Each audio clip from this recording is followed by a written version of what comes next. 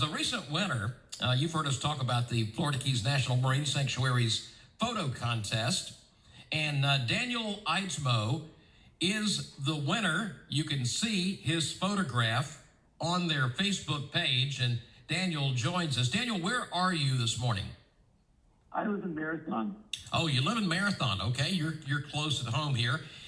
What did your winning entry depict? Tell us about the photo you took.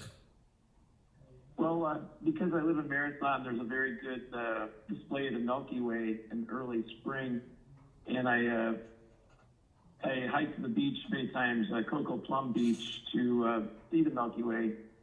And on this particular night, I decided to take a tent to try to keep the mosquitoes off of me, and I put the tent on the beach, and I was able to capture the Milky Way behind the tent. Wow. What were the logistics involved in getting that photo? Well, it took two flashlights. One I had in my hand, and one within the tent, so you could actually see the tent lit up. And then I had a tripod, and I would hit the shutter, and then had a 10-second delay, and I'd walk into the frame. So it was basically a selfie with the Milky Way. When you go out on a mission like that, Daniel, and you know what you're trying to capture, how many photos do you guess you take before you find the perfect one? Or do you decide that right away, or does that happen when you get back and you go digging through them all? Usually it's when I get back and actually look at them on the computer. Sometimes I think I've nailed the shot, and I get back home and realize I failed. And other times I don't think it's very good, and then when I get back home on the computer, I realize it was a great shot. In this particular instance, I had done it more than one night to get it perfectly right, because the light that was in my tent was overwhelming on the first attempt, because I didn't realize how much light would be picked up by the camera. So, and how many photos do you guess you had in total of that one image?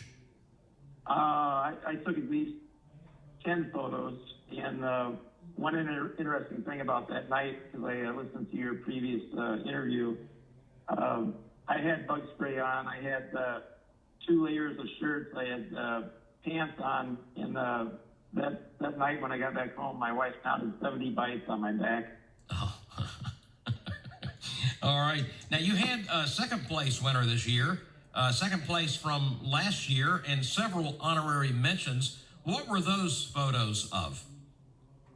Well, again, I took more Milky Way photos. I had a photo of a couple holding hands on the beach with the Milky Way in the background. I had an underwater photo of 2 eels biting each other, and the second place photo was a photo that I took with a drone of my wife flying a kite on a sandbar.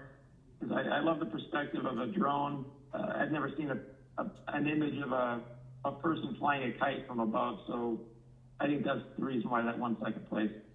That sounds pretty fascinating. You must think the Keys are a pretty good place to take pictures. Did you come here just for that reason? You know, scuba diving, kayaking are the primary reasons why I retired here. And I was born in Iowa, but I worked in Chicago for 32 years, and I'd never seen the Milky Way until I got here. So once I discovered that I could do the scuba diving, the kayaking, and the Milky Way, I mean, it's just that much more reason to love the Keys.